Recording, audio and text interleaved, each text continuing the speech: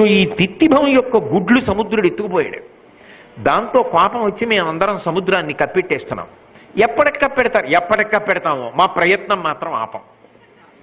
అప్పటికి కప్పెడిపోతుంది. చూసారా, ఏదో అంటారు drops of water make a big ocean అని. అలా నీటి బిందువులు కలిస్తే మహాసముద్రం. మేమందరం ప్రయత్నం చేస్తున్నాం.